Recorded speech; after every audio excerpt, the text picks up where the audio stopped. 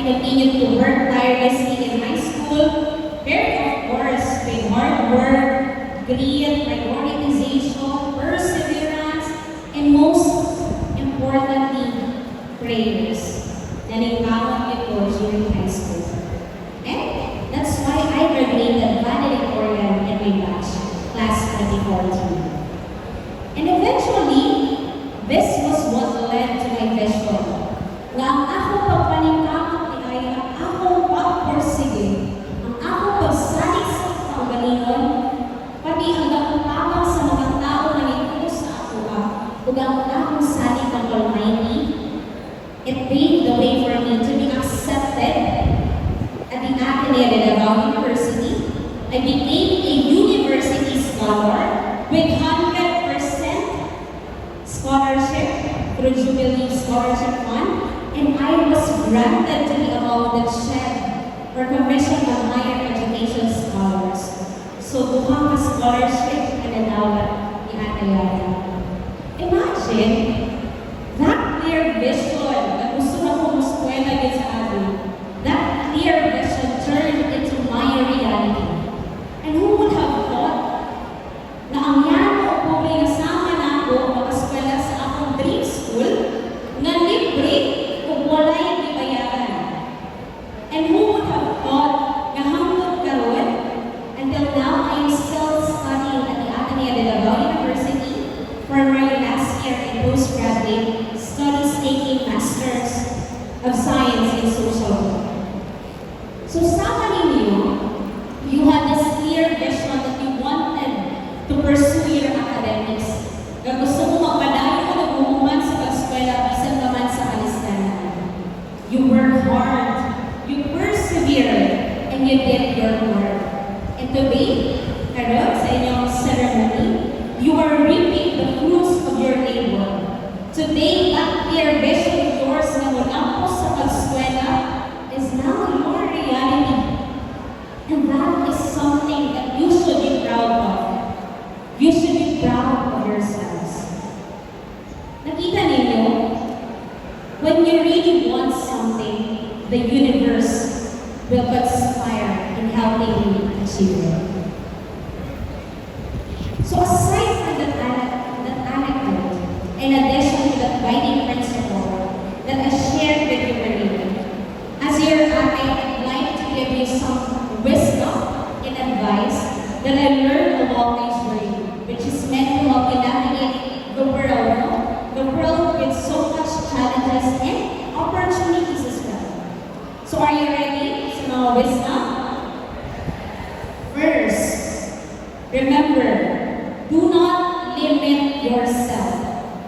Embrace the boundless possibilities of your potential. When you dream, envision yourself becoming someone, transforming into someone that you aspire to be. Remember, the only boundaries that exist are the ones you set for yourself. Second, equip yourself. The world demands individuals na maayo, na may skill, na ready mag-contribute, those who are capable. Take a moment na pamutangan yung sarili. What do I have na pwede na ko i-offer?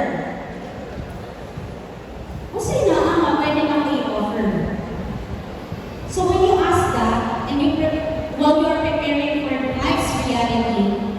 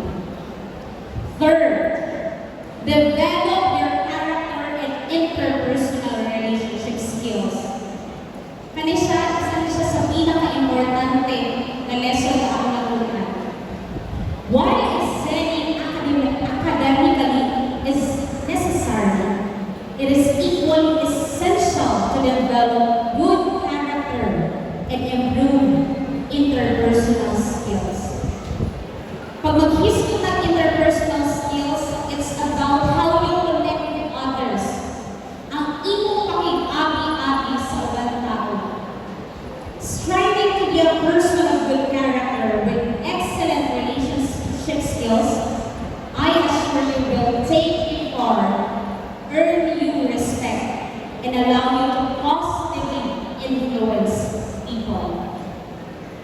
Next, be your own best friend. Resulting in a movie, life is already tough. We don't have to be our own biggest critic. No, sometimes, magkamalita kita ang pinakauna mo judge sa kaugalingan. But you don't have to do that. You have to be the first one to mag-focus sa iyong kaugalingan. Be the first one to speak kindness to yourself. Filled with love and encouragement. Because remember, the way we talk sa kaugalingan has a great impact. So make sure that when you talk to yourself, make it empowering. Say good things about yourself. Kaya natin. It's okay. You can succeed. I am successful. Tell that to yourself. And lastly, and the most significant lesson that life emphasizes this, have the humility to recognize that it is only by God's grace that we achieve true fulfillment.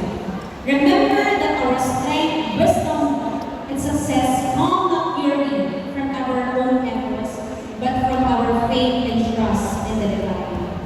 As stated in the Proverbs chapter 16, verse 3, entrust your works to the Lord, and your plans will succeed.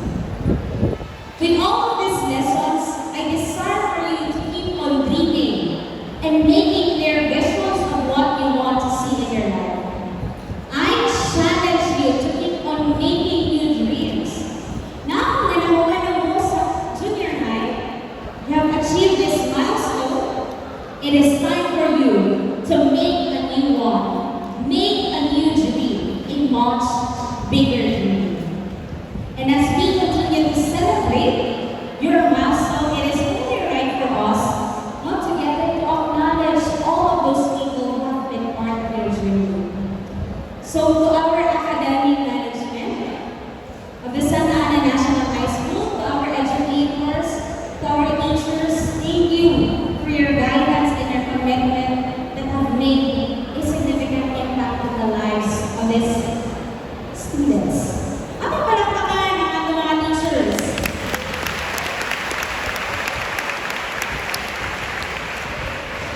To your batchmates and classmates, hindi na po katapan.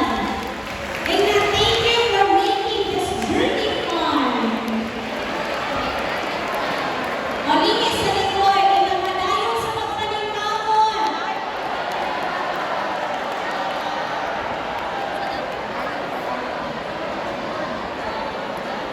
Mas may na kay Gas na huwag kita. And most importantly, to our proud parents and families, I request everybody to stand because they deserve a standing ovation. Palakpakan natin ang ating mga ganoon. Okay, guys, thank you.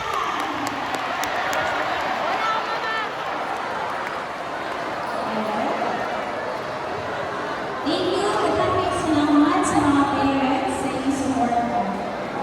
Kami, ang ilang kadapugan, inyong pong kadapugan. Sige, you may take your seats. As I bring my message to a close, I stand here with a heart filled with pride and hope for each and every one of you. Remind yourself of the core message that I shared. Have a clear vision of what you want. Work on it and believe clearly that you will receive it. Carry this reminder wherever your journey brings you. Do not limit yourself to wanting more. Do not be afraid to dream, to decide better for you and your families. Graduates, completers, may your dreams be bold, your ambitions be limitless, and your journey be filled with joy, purpose, and success. Congratulations, class of 2024. For the greater glory of God, out of my elect, thank glory.